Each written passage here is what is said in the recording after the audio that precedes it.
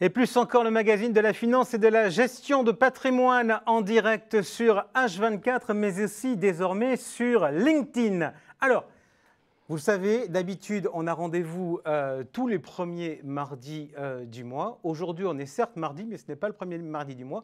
Pourquoi? Parce que c'est une émission exceptionnelle. Nous sommes ensemble pendant 45 minutes avec un seul invité. Alors, il a débuté sa carrière chez Ernst & Young. Après, on le retrouve au Club Méditerranée. Alors, logique pour ce DESS de finance d'Aix-en-Provence, c'est au contrôle de gestion et à la communication financière qu'il officie. Un virage ensuite dans l'immobilier.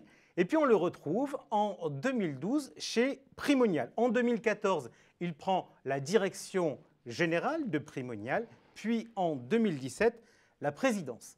Pas de doute, notre invité n'aime pas trop le surplace. Stéphane Vidal, bonjour. Bonjour.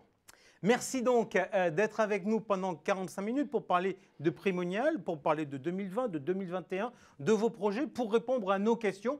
Nos questions, c'est-à-dire les miennes, mais également celles des internautes qui nous écoutent sur Et Plus Encore et H24. Donc, pour vous qui êtes dans ce cas-là, les petites zones pour poser les questions, c'est sous la vidéo, mais qui nous écoutent aussi désormais sur LinkedIn. Et là, c'est à travers le chat. Et toutes les questions arrivent ici. Stéphane, la dernière fois qu'on a fait cette émission ensemble, c'était il y a 11 mois environ. Vous étiez chez vous, j'étais chez moi, on était en plein confinement. On ne sait pas ce qui va se passer dans les jours qui viennent. Je voudrais quand même qu'on revienne sur cette année 2020 marquée par le Covid. Comment on a travaillé dans cet environnement chez Primonial? On a travaillé différemment, comme beaucoup d'entreprises dans le monde. Donc différemment, c'est-à-dire de façon souvent asynchrone, de façon distancée. Mais au final, je pense qu'on a plutôt bien travaillé. On a su profiter des moments de pur isolement pour réfléchir, pour travailler, pour innover, ce qui est un peu l'ADN du groupe. Et puis, si je regarde un peu l'année, pour nous, elle s'est faite en 4 moments. On a eu un très bon premier trimestre, une très bonne activité. Et puis évidemment, la période de confinement est arrivée, et là on a eu un ralentissement, comme tout le monde, comme beaucoup. Avec peut-être sur cette période de confinement, de la part des clients, beaucoup d'inquiétudes, beaucoup de questions? Exactement, c'est-à-dire c'est un moment où il y avait une sollicitation de nos équipes très forte, ça c'est certain, que ce soit les clients institutionnels ou les clients en particulier. Et puis un retour juin, juillet, août plutôt moyen, et par contre une très bonne fin d'année, ce qui nous a rassurés en disant que bon voilà. Le métier et le groupe en lui-même pouvaient rebondir vite. L'activité a été différente par grande classe d'actifs, si j'ose dire, puisqu'on a une activité assurance qui était plutôt au rendez-vous de nos prévisions budgétaires, une activité immobilier retail de la même façon, à peu près au rendez-vous du budget, une activité financière au travers de la LFDE, de la financière d'échiquier, très forte, puisque vous savez, on a fait une année historique chez LFDE l'année dernière. La seule activité qui a pâti, on va dire, des confinements un peu lourds, c'est l'activité institutionnelle immobilière, parce que c'est dans les actifs réels, donc pas d'audit technique des immeubles possible, pas de clients internationaux qui viennent visiter les immeubles. Et donc cette activité Club Deal, on a publié dans notre communiqué, on a fait à peu près 500 millions d'euros d'activité sur le Club Deal immobilier Instit, par rapport au milliard et demi assez traditionnel. Par contre, on voit bien un effet de report qui est en train de se positionner là, et donc on a un très bon démarrage début d'année. Tout ça pour dire qu'on a eu une activité et un résultat du groupe à peu près similaire à celui de 2019. Alors, vous nous parlez donc des différentes entités. On a toujours, chaque fois qu'on vous voit, les mêmes questions qui viennent. Alors, on va du coup vous les poser.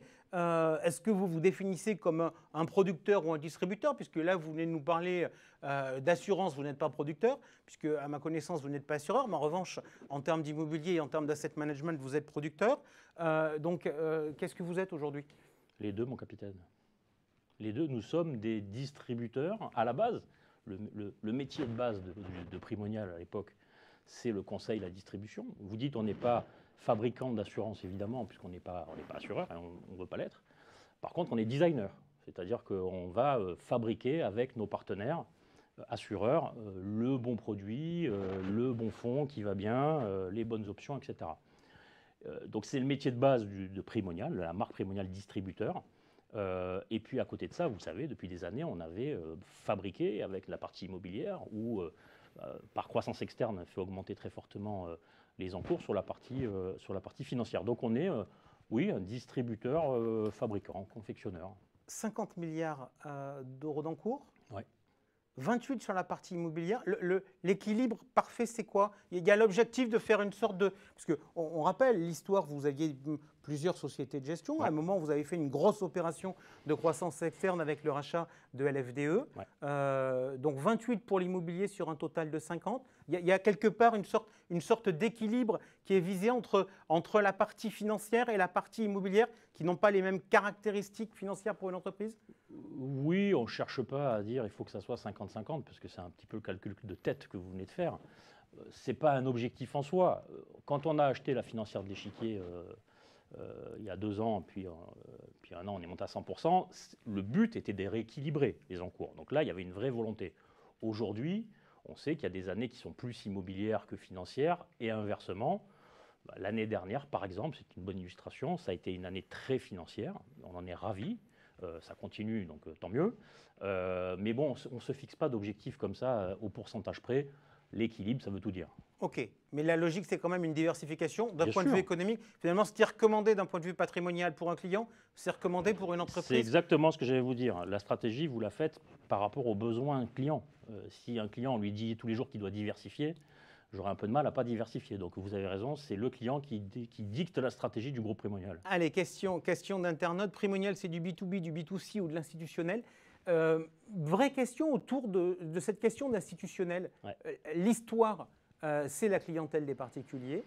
On a le sentiment, vous nous aviez dit que l'activité qui avait été difficile en 2020, c'était la partie instit sur la partie immobilière, parce qu'on n'avait pas pu faire les visites techniques, les clients étrangers n'avaient pas pu venir.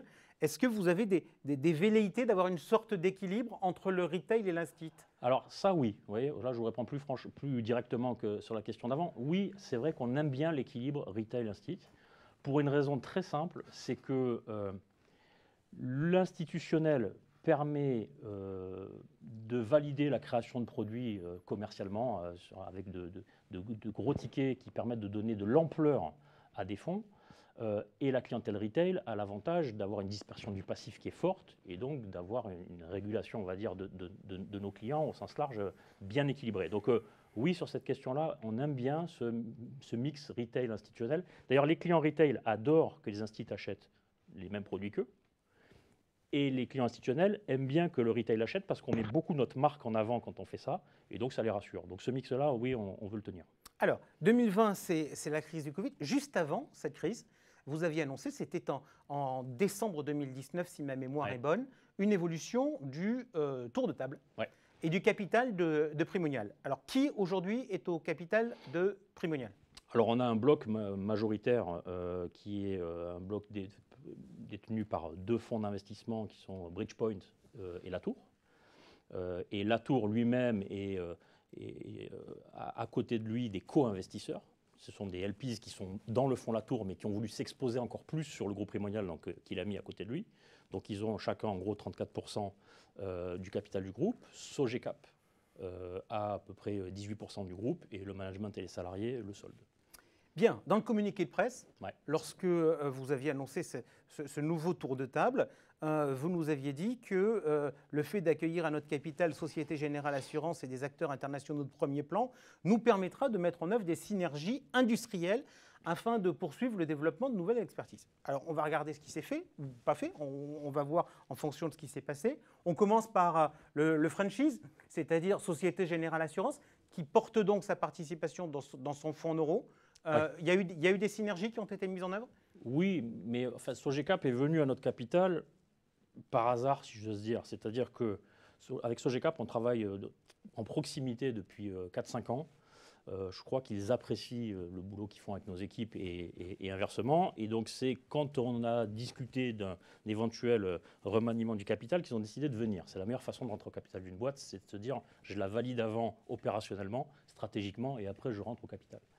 Donc oui, évidemment, on continue de travailler avec Sogecap. On a lancé plusieurs choses avec eux, vous savez, le célèbre Target, et puis on a lancé le fonds en euro infra, et puis on a lancé la private equity avec Primopact, liquide tous les 15 jours, et puis on a encore d'autres idées sur lesquelles on travaille. Donc c'est une relation extrêmement saine, industrielle, et donc on est ravis de les avoir avec nous, et je pense qu'ils apprécient notre présence. D'un point de vue industriel, je vous ai vu dans un accord récent, avec non pas Sogecap, mais avec la maison mère, la Société Générale. La Société Générale qui a fait le choix, finalement, de ne plus avoir véritablement d'usine de gestion propre, mais de diffuser des produits tiers. Et vous avez été très présent dans ce deal Société Générale ? Oui, au final, on est très présent, mais ça a été un vrai appel d'offres. Hein. D'ailleurs, il n'y a rien à voir entre ce deal-là et la participation de l'actif général de Sogecap. Donc oui, on s'est porté candidat quand on a su qu'il y avait cette ouverture possible. Et puis après, ce sont les équipes qui ont fait le job. Je crois qu'on a été aussi sélectionné parce qu'on a pu démontrer qu'on savait s'adapter aux besoins du client. Et c'était important vraiment de répondre à leur cahier des charges qui était assez précis. Et donc on a la joie en effet de faire entrer dans cet accord aussi bien Primo LRM pour la partie immobilière que la financière de l'échiquier pour la partie asset management. Donc c'est une sélection évidemment de la gamme et on est ravis. Bien, je continue sur ce que vous nous annonciez en décembre 2019. Les étrangers, Aberdeen, Grève Nord, où est-ce qu'on en est dans les projets avec ces acteurs-là? Alors sur les trois, et c'est vrai que j'avais dit, on va essayer de faire de la synergie avec ces acteurs industriels du métier.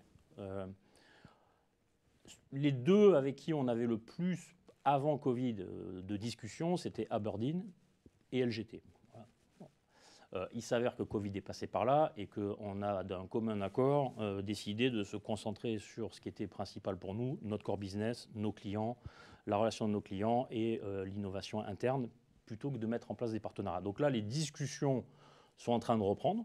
LGT, c'est évidemment plus sur la partie private equity. Aberdeen, c'est aussi un assureur. Donc Aberdeen, c'est aussi sur des fonds potentiellement mixtes, côté, non côté, etc. Donc on relance les discussions. C'est vrai que, alors s'il y a bien un impact du Covid, c'est la mise en sommeil de ces discussions pendant 8-10 mois. Bon, on va les relancer. Ok, donc du coup, le Covid, ça vous a mis sur un certain nombre de sujets un peu en retard sur votre plan de marche? Oui, par rapport à ce que j'avais dit il y a un an, est-ce qu'on ferait quelque chose? Et avec Aberdeen, Grosvenor ou LGT, non, ça a été reporté d'un an, mais ce n'est pas bien grave. Le principal, encore une fois, c'est que nos clients se soient aperçus de rien, si j'ose dire, dans la vie de tous les jours avec nous. Alors, justement, on parle d'internationaux, de vos actionnaires étrangers. On a une question. Primonial reste un groupe très français. Un développement à l'étranger, ou qu'en est-il des développements à l'étranger? On a vu des nominations qui ont été annoncées récemment. La logique, c'est quoi à l'étranger? C'est d'aller chercher des clients instit pour les producteurs, c'est d'aller faire de la distribution retail. Quelle est l'ambition? Il faut le regarder activité par activité. On a toujours dit que l'internationalisation du groupe passerait par les sociétés de gestion, en priorité. Et donc je vais parler du troisième, qui est la business unit de distribution. La business unit de distribution, c'est extrêmement compliqué d'internationaliser. Il faut être clair, alors, tout le monde en a rêvé, mais c'est compliqué. On est en Europe, mais les produits ne sont pas passeportables.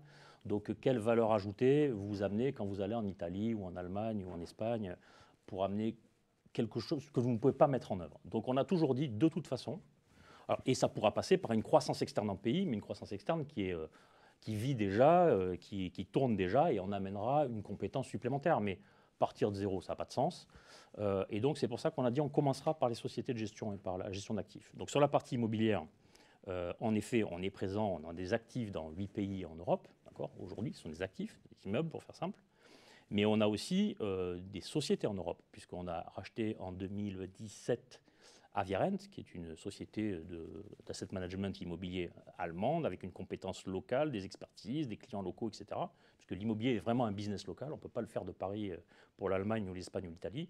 On a créé une plateforme au Luxembourg, et sur laquelle je reviendrai. On a ouvert un bureau en Italie. Un jour ou l'autre, on ouvrira sûrement un bureau en Espagne. Et la plateforme du Luxembourg, justement, a pour rôle de fabriquer des fonds pan-européens en se servant de la compétence présente en pays, parce qu'encore une fois, l'immobilier, c'est local business. Donc sur la partie immobilière, on continue à se déployer. On a depuis 1 an et demi maintenant, sous l'impulsion de Laurent Fléché, des clients qui viennent même d'Asie. Donc ça, pour nous, c'était important et c'est grâce à la plateforme luxembourgeoise. Sur la partie asset management financier, là, c'est un peu différent. C'est moins un local business, si j'ose dire, en Europe. On peut gérer des fonds européens, un départ de Paris, on n'est pas obligé d'être dans toutes les villes. Donc la gestion de l'FDE est 100% à l'Uniena.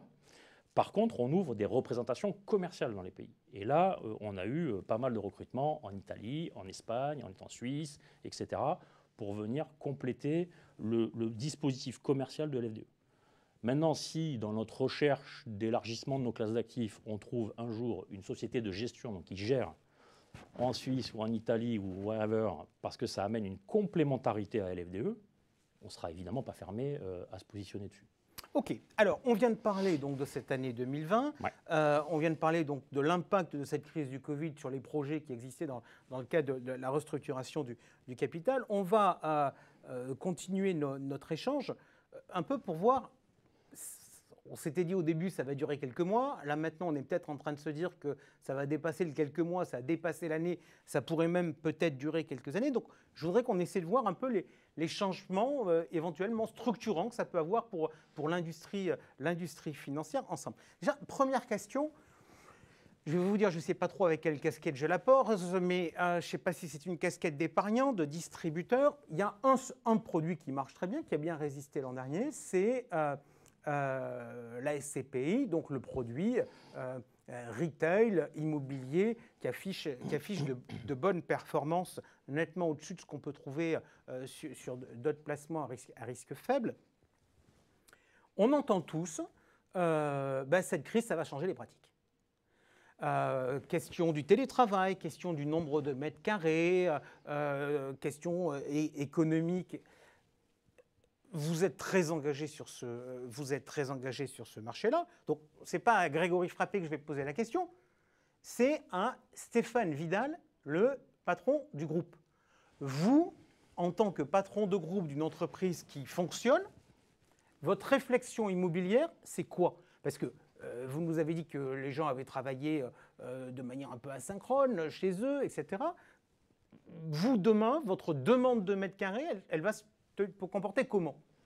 Alors, je vais vous faire une réponse en effet, en tant que chef d'entreprise, plus qu'en tant que gérant, puisque vous avez eu l'excellent Grégory Frappé la semaine dernière qui a répondu à cette question.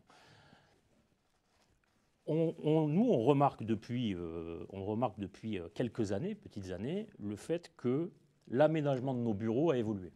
D'accord ? Et que si je prends le siège du groupe Primonial qui était avenue de Suffren il y a 3 ans, je pense qu'il devait y avoir 260 ou 280 personnes. On avait, je crois, 3000 et quelques mètres carrés. On a déménagé en 2019 et pour à peu près le même nombre de collaborateurs, on n'a pas le double, mais peut-être 5000 mètres carrés ou 5002, je ne sais plus. Donc depuis quelques années, on s'apercevait que de toute façon, l'aménagement de nos bureaux, beaucoup plus collaboratif, brûlait, pardon, c'est pas beau, consommait du mètre carré. Et aujourd'hui, on peut entendre en effet que l'avènement du télétravail arrive et donc va détruire du mètre carré. Moi, en tout cas, aujourd'hui, ce n'est pas la vision que j'en ai, encore une fois, en tant que chef d'entreprise. Pourquoi ? Parce que ce qui est arrivé avec le Covid, qui est un accélérateur de tendance pour plein de choses, va segmenter le travail. Et moi, nous, on avait un jour de télétravail par semaine depuis 4 ans, je crois. On n'a pas proposé de passer à 2, mais pas passer de 1 à 2 de façon par un effet de mode. Parce qu'on s'est aperçu en effet qu'il y a un morceau, une tranche de travail qui est de la lecture, de l'écriture, de la réflexion, du one-to-one, qui peut très bien se faire à distance. Mais qu'à côté de ça, évidemment, il y a un besoin, mais encore plus fort aujourd'hui, et tous les jours, la pression monte, un besoin de collaboration, un besoin de brainstorm, un besoin d'échange, etc. Et donc je pense que cet effet de consommation supplémentaire de mètres carrés à People, à ETP comparable, sera supérieur demain. Donc, est-ce que la croissance du nombre de mètres carrés à investir va un petit peu diminuer par un petit effet télétravail, voire flex office? Peut-être. Mais on pense, et moi je le vois dans le groupe, qu'elle sera partiellement compensée, mais un bon partiellement compensée par un raménagement des bureaux qui me feront consommer du mètre carré. Et puis, dernière chose, quand vous avez des entreprises qui marchent fort, vous avez des entreprises qui sont en croissance, qui achètent des structures. Nous, on a acheté 2 structures depuis le début de l'année. Ben, il faut bien que je loge ces gens. Et vous savez qu'il y a une norme qui dit qu'1% de croissance, c'est plus de 100 000 m² de bureaux qui se fabriquent. Voilà, donc je n'ai pas de boule de cristal, mais je sais que je ne vais pas réduire mon siège parce que je vais passer de 1 jour à 2 jours de télétravail parce que je vais un peu réaménager mon siège différemment. D'un point de vue stratégique, ça a été clairement l'année du digital. Parce qu'il fallait être en contact, choix, il fallait être en contact avec le client. Dans les choix stratégiques, vous étiez quelque part à l'origine distributeur. Vous aviez créé progressivement, donc Primonial REM, c'était il y a 10 ans, et LFDE, c'était en 2019, des structures de production. Est-ce que vous pensez que dans le monde actuel, on peut n'être que distributeur? Ça dépend de la taille. Voilà.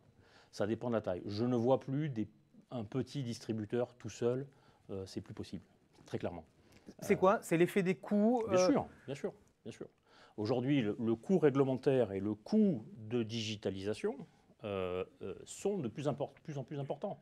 Et donc le coût complet de fonctionnement d'un distributeur, on l'appelle comme ça, le coût de fonctionnement augmente. Donc le taux de marge baisse, c'est logique.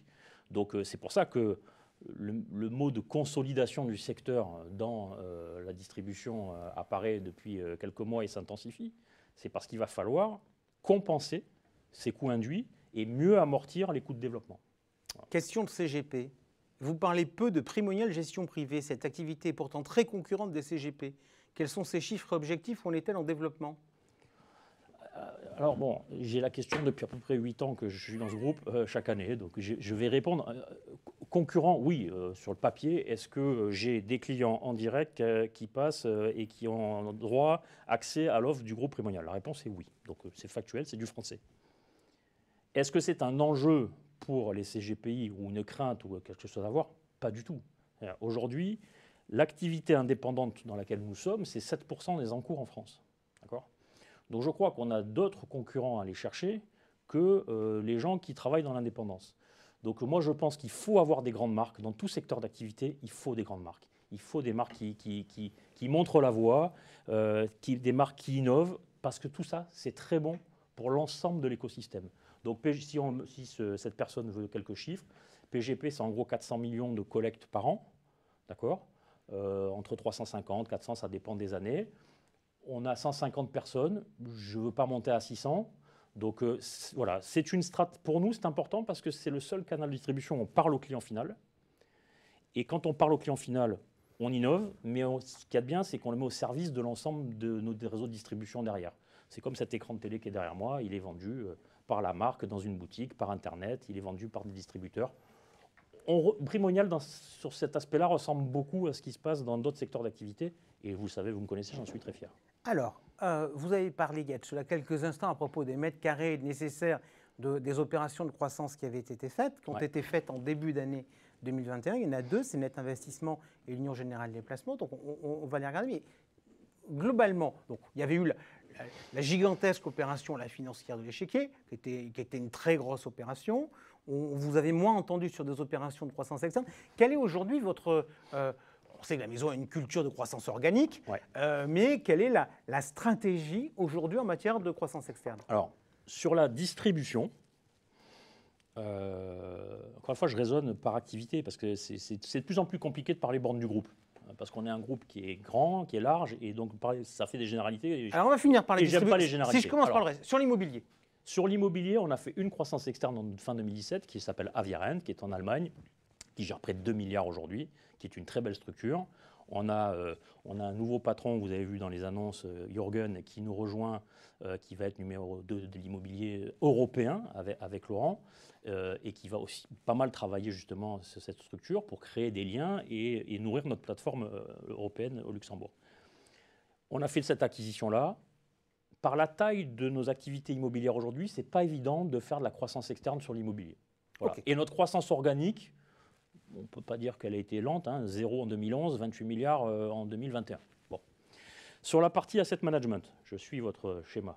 Sur la partie asset management, aujourd'hui, on a une structure qui gère à peu près 12 milliards et demi d'euros qui s'appelle la Financière de l'Échiquier, dont on est extrêmement fier, avec une marque magnifique. Moi, je découvre tous les jours cette entreprise et je la trouve très belle. Est-ce que notre stratégie sera de consolider de l'asset management du même type que celui de la financière de l'échiquier, pourquoi pas de façon très opportuniste, c'est-à-dire pour faire grossir nos fonds, massifier, et amortir des coûts, toujours pareil. Mais ça sera, je pense, plus dans un élargissement de nos classes d'actifs, dans la business unit asset management. Il peut y avoir LFDE et d'autres structures à côté, et c'est vrai que plutôt dans la partie privée. Donc gestion dette privée, private equity, infrastructure sont des classes d'actifs qu'on regarde. Voilà, donc ça c'est sur la partie asset management. Sur la partie distribution, moi j'ai 3 types de croissance externe possibles. Elles ont chacune un nom. Il y a une croissance externe, le mot n'est pas bon, pardon, mais c'est tellement vrai, de massification. Donc ça, c'est les effets d'échelle. Les effets d'échelle, où quand on gère sur les réseaux de distribution primoniale, en gros, c'est 13 milliards d'euros. Demain matin, vous mettez 10 milliards d'euros, tous vos coûts de développement au service des clients, d'accord, vous les amortissez mieux et vous en faites profiter plus de monde. Ça, c'est la massification. Après, vous avez une croissance externe de type, qu'est-ce que ça peut m'apporter en termes de mode de communication ou de façon d'échanger avec le client? Exemple, net investissement. On ne peut pas dire que net investissement soit la plus grosse acquisition qu'on ait faite depuis que je suis chez Primonial, en volume, mais elle est stratégique, elle est très importante, en plus au sortir d'une période Covid, qu'on a dit, qui a bougé les lignes. Et donc net investissement a une façon de communiquer, une façon de recruter des nouveaux clients, une façon de discuter avec eux, d'avoir une activité avec eux qui nous plaît. Et puis on a un troisième type de croissance externe, qui est une croissance externe qui nous permet d'atteindre de nouveaux types de clients. Exemple, UGP, donc c'est une prise de participation majoritaire. UGP, c'est des produits structurés. On connaît ça. Vous aviez déjà ? On a DS, on a dû faire 350 millions de structurés l'année dernière, donc c'est une activité qu'on connaît bien avec Brice. Mais par contre, là, c'est une activité très retail. Et avec UGP, on cible, parce que c'est déjà la clientèle qu'ils ont aujourd'hui, une activité petits institutionnels et corporate. Donc vous voyez, c'est client d'un côté, produit ou façon de faire, parce que moi je sais que ma stratégie, ce n'est pas que le produit. Ma stratégie, c'est le produit, le service, la façon de faire. Et puis une stratégie de massification. On pousse tous les phares, mais après, il ne faut pas que les prix s'envolent trop. Ok, ça veut dire que vous ne voulez pas participer à la course échalote de rachat de cabinet ? Ah, ça. Alors, est-ce que Primonial peut être un acteur de la consolidation du secteur? Je pense que je ne trouverai pas grand monde qui dira non. Par contre, est-ce que je le ferai à n'importe quel prix? La réponse est non. Je reviens sur Net Investissement. On a une question. Avec le rachat de Net Investissement, vous renforcez votre pôle B2C. Oui, parce que c'est une clientèle propre, oui, absolument. Question personnelle, Net Investissement est une maison qui a une caractéristique, c'est que c'est une maison qui est très incarnée par ses 2 fondateurs. Ouais. Comment ça va cohabiter ça avec... Alors, on connaît d'autres acteurs de la place qui ont eu des stratégies avec des personnalités référentes qu'on voyait beaucoup dans les médias pour développer leur business. Comment ça va cohabiter avec votre discours traditionnel qui était, et vous me l'avez encore redit tout à l'heure, la marque, il faut qu'on ait des marques puissantes, etc. Et c'est comme ça qu'on peut exister sur le marché. Mais Net Investissement, par rapport à la taille de l'entreprise, a une marque énorme en termes de notoriété. Tout le monde me parle de Net Investissement. Encore une fois, ce n'est pas la plus grosse acquisition qu'on ait faite depuis 8 ans. Mais moi, je capitalise sur cette marque, que je ne changerai pas. Je capitalise sur le fait que c'est une marketplace et je ne le changerai pas. Et c'est pour nous une ouverture sur le reste du monde que simplement sur le groupe Primonial. Et je pense que d'ici quelques années, et nous on aime bien toujours avoir un petit coup d'avance, je pense que d'ici quelques années, ce côté open architecture, très open architecture, ce open marketplace, comparabilité des choses, aura de plus en plus l'écoute de nos clients. Et donc on a décidé de partir avec eux là-dessus, mais on ne changera pas la marque, et ça restera incarné par ses fondateurs. Notre enjeu, c'est de gérer des gens très différents. Mais bon. Est-ce que l'enjeu avec le Covid, c'est d'accélérer la digitalisation, notamment en conquête client? Parce qu'on voit bien, quand on ne peut plus voir les gens, quand on ne peut plus faire de réunions physiques, etc., l'enjeu de la conquête et de la capacité de générer du lead et de trouver des clients sur Internet devient majeur. Bien sûr, mais Net Investissement est très fort là-dessus. Et nous, on est moins fort. Donc, on va chercher des forces nouvelles, une fraîcheur, une façon d'être aussi différente. Et ça fait du bien au groupe, je vous jure. On en parlait avec Rachel Valicourt tout à l'heure, qui est la patronne de la biodistribution. Ce sont des gens qui sont différents de nous. Nous, on adore ça. Vous évoquez tout à l'heure le terme d'architecture ouverte. Ouais. Quand on est dit, alors j'imagine Net Investissement va tenter de faire des synergies quand même avec les Mais autres Net maisons. Investissement était déjà un client de Primonial. Donc Net Investissement conseillait des produits Primonial dans ses recommandations. Évidemment qu'il continuera à le faire. On ne va pas non plus se cacher. Bon. Mais par contre, Plus d'immobilier. Bah, ils en font pas mal déjà. Hein. Ouais. Voilà, donc, mais Net Investissement continuera à vendre des SCPI qui ne sont pas que des SCPI Primonial, continuera à vendre de l'assurance qui n'est pas que de l'assurance dite Primonial. Ils feront ce métier de marketplace. Évidemment, s'ils ont un produit qui est maison, qui est meilleur que celui de l'extérieur, je ne trouverais pas logique qu'ils aillent chercher ceux d'ailleurs pour dire j'ai chassé ceux d'ailleurs. Mais ils sont en marketplace et ça, on va continuer à le faire. Vous dites architecture ouverte. Ouais. Quand on est également producteur, est-ce que c'est pas architecture semi-ouverte? C'est architecture c'est une architecture semi-ouverte si vous voulez, mais pas exclusive. Aujourd'hui, quand vous prenez la financière d'échiquier, les réseaux de vente de Primonial, de distribution de Primonial, c'est un client, ce sont des clients VIP, on va dire, allez, VIP de l'FDE, mais l'FDE vit sa vie et travaille avec tous les distributeurs. Sur Primonial REM, c'est moins vrai aujourd'hui. C'est-à-dire que l'offre immobilière collective de Primonial en tant que distributeur, c'est vrai, est plus, jusqu'à présent, est plus, pas exclusive, mais pas loin de l'offre Primonial. Alors pourquoi? Parce qu'on en est extrêmement fier. Et que quand on est fier de son offre, c'est toujours compliqué d'aller chercher ailleurs. Et ça, ce n'est pas nous qui le forçons, c'est les gens sur le terrain. Pour autant, est-ce que dans son rôle de patronne de BU de distribution, Rachel ne va pas vouloir aller chercher une SCPI complémentaire à ce que fait déjà très bien un Primonial sur une classe d'actifs? Pourquoi pas? En tout cas, ce n'est clairement pas une interdiction. Voilà, si c'est complémentaire, encore une fois, si c'est bon pour le client, elle aura la capacité d'aller chercher une SCPI complémentaire. Ok, on vient de regarder les sujets stratégiques. Ouais. Sur ce que vous veniez de faire. On va parler un peu de cette année 2021. Quand il a été question de faire les budgets, on s'est dit, on reprend une forte croissance par rapport à 2020, on met les chiffres flat. Comment vous voyez 2021? Alors nous, on a fait un budget, alors pour tout vous dire, avec un retour des dynasties. Pourquoi? Parce que Laurent et son équipe étaient très confiants sur la première partie de l'année de rattraper le retard de 2020.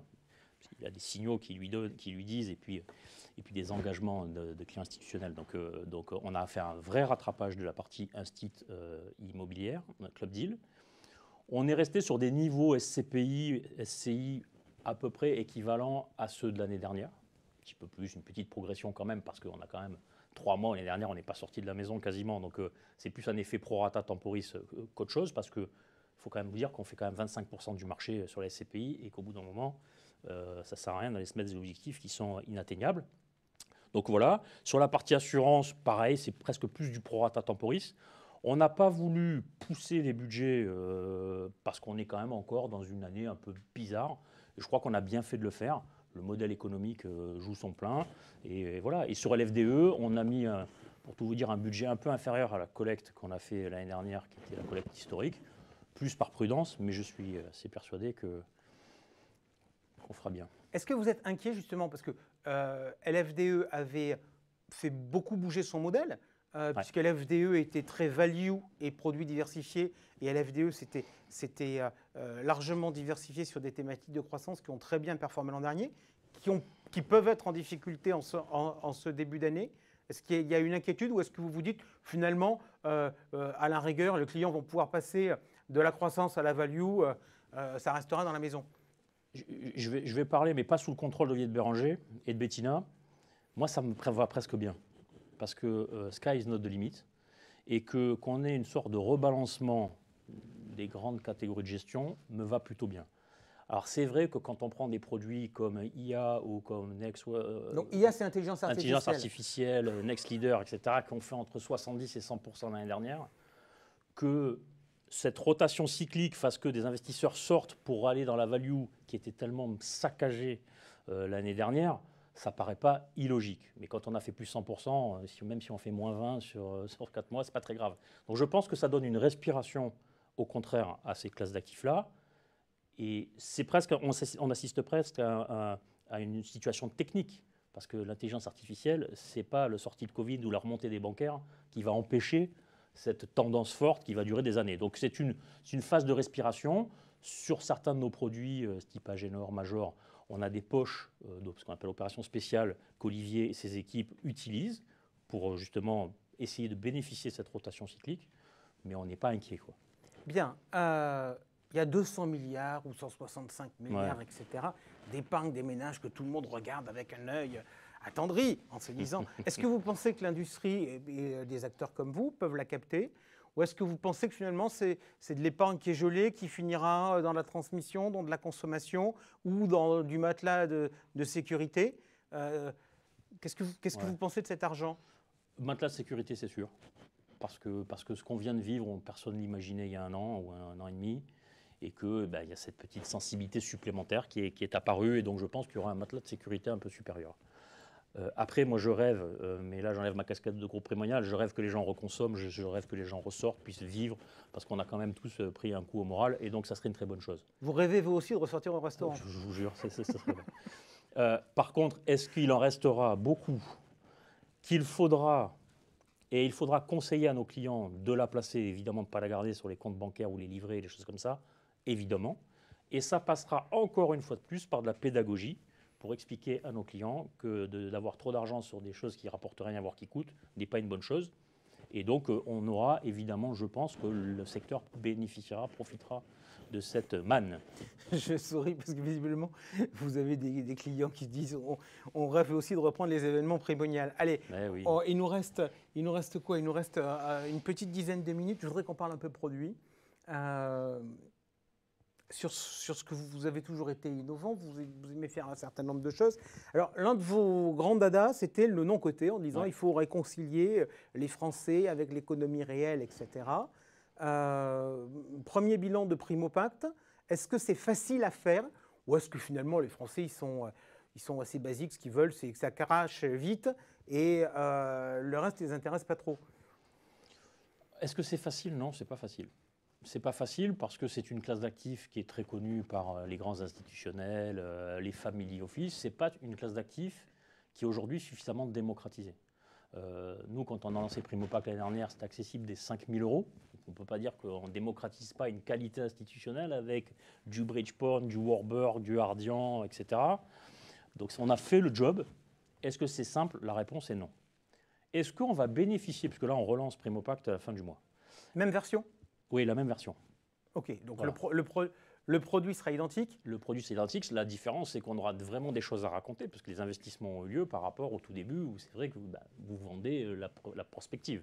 Là, il y aura des vraies histoires d'entreprise, etc. Donc normalement, à la fin du mois, on lance. Est-ce qu'on va bénéficier du fonds de la BPI, de la notoriété qu'il y a eu?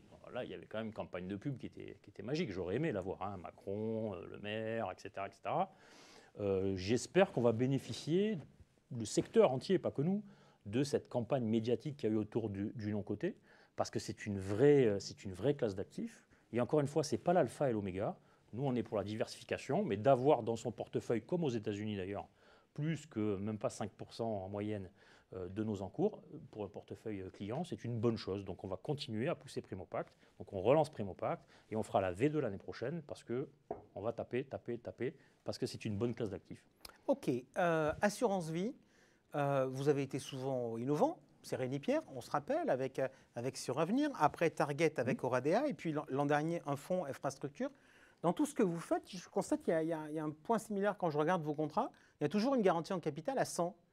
Vous ne mangez pas les frais de gestion dans la garantie en capital. C'est pour vous quelque chose d'important, parce que je ne vais pas dire que vous êtes les seuls sur la place, parce que vous n'êtes pas les seuls sur la place, mais à mon avis, vous devez être aujourd'hui largement minoritaire. C'est vrai que tant qu'on peut garder ce 100% net, on le fera. Voilà. Je ne peux pas vous dire plus. Tant qu'on peut, on le fera. Alors, on n'est pas assureur, et quand on met des classes d'actifs pour booster le rendement, comme le marché, comme l'immobilier, comme l'infra, ça consomme des fonds propres chez les assureurs. Et c'est vrai que c'est eux qui parfois peuvent avoir à tirer la sonnette d'alarme. C'est vrai que dans nos cahiers des charges, et notamment avec Sogecap sur infra, c'était très important pour nous, mais c'était aussi très important pour eux. Et Ingrid Beaucris me disait à chaque fois à longueur de réunion, on fera tout pour conserver le 100% net de frais. Et elle ne me ment pas, puisqu'on le fait encore. Donc oui, On essaie de tweaker encore le modèle, c'est de mettre des classes d'actifs qui consomment des fonds propres et pourtant les assureurs maintenaient le 100% de net de frais. Sérénie Pierre est fermée. Sécurité Pierre, Sécurité Pierre donc, ouais. est fermée. Ouais. L'envie d'un jour de revenir sur ce... Bien sûr, on en rêve. On l'a dit quand on a fermé, on a dit que bon, on a fait un grand chemin avec Suravenir et franchement ça a été un produit extraordinaire, fabriqué par André Cameau et Bernard Lebras à l'époque. C'est un produit extraordinaire, tous les ans il est primé, on ne peut pas s'arrêter là. Voilà. Donc on n'a pas envie de s'arrêter là et donc on travaille pour ne pas s'arrêter là. Donc, ok, l'épargne retraite, tout le monde en dit le plus grand bien, il paraît que c'est un vrai vecteur, c'est quelque chose que vous ressentez, oui. vous aussi?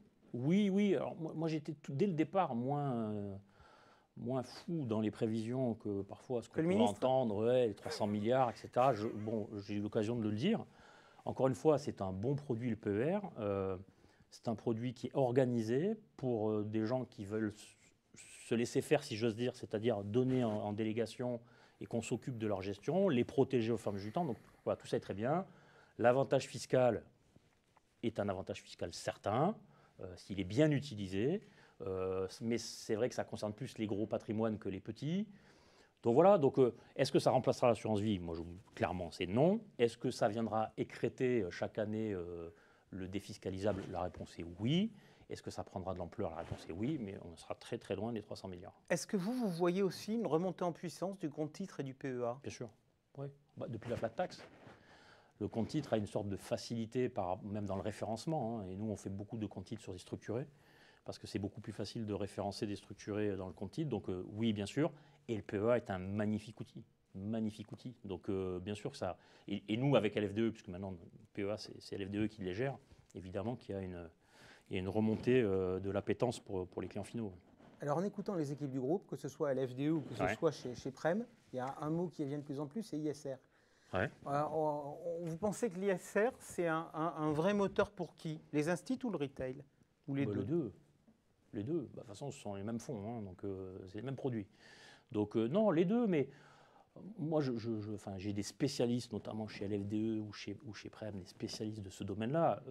Là encore, la réponse que je vais vous faire, c'est une réponse logique. Est-ce qu'on a tous envie d'essayer de faire attention à notre planète? Évidemment, la réponse est oui, et notamment quand on voit sur l'immobilier, qui est un gros émetteur de gaz à effet de serre, CO2, etc., c'est pas mal de s'investir là-dedans.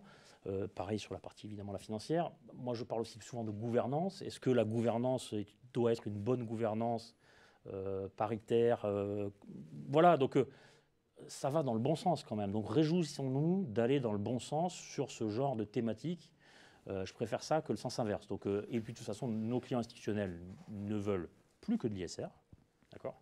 Société Générale, les produits qu'on a fait et pour l'immobilier et pour l'asset management financier sont des produits ISR. Les clients ne veulent que ça.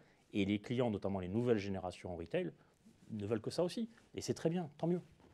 Allez, on est proche de la fin de notre émission. Vous aimez innover. Est-ce qu'il y a un truc que vous aimeriez faire à part aller au resto. À part aller au resto. Produit financier un peu atypique. Dans les évolutions, on a parlé de tout ce qui a été fait en assurance vie. Vous avez voulu faire avec Primopact le non-coté accessible. Le produit dont vous rêveriez pour les clients. Rêver, je ne sais pas si c'est rêver, mais c'est vrai que quand on parle de diversification, on parle d'allocation d'actifs.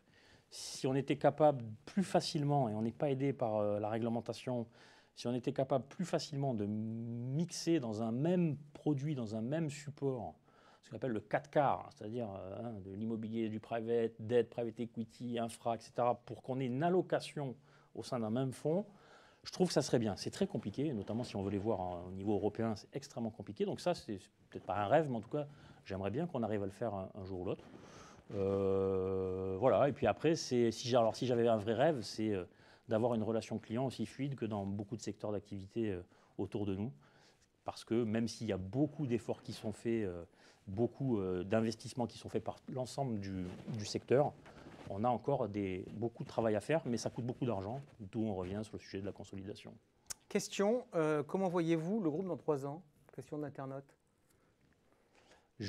Comment je le vois dans 3 ans? Plus européen, parce que c'est notre stratégie depuis 2014, plus large en termes de classe d'actifs, Voilà, plus européen, plus large en termes de classe d'actifs, avec une autorité encore plus forte. J'aimerais sortir dans la rue, dire Primonial et que tout le monde me dise oui, je connais. Ce n'est pas encore le cas.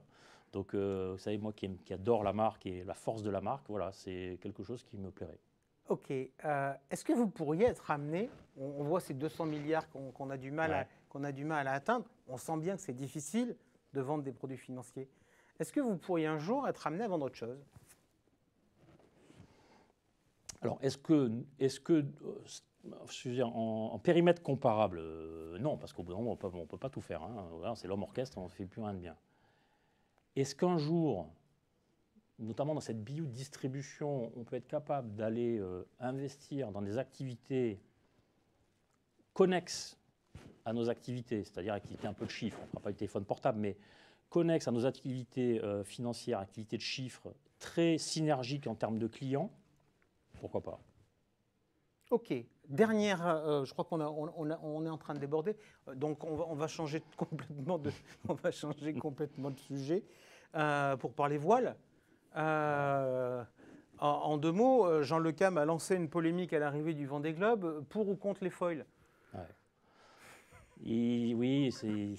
Moi, je dis pour parce que le spectacle est tellement beau, le spectacle est dingue. Alors sur notre trimaran, on a des petits foils, on ne vole pas encore sur notre gros trimaran, mais oui, bien sûr pour les foils parce que c'est tellement beau pour le spectacle. Et alors deuxième question par rapport à ça, le bateau Primonial, il y avait un deal qui me semble-t-il avait été signé pour 2 ans. Ouais. C'était 2019-2020. Ouais.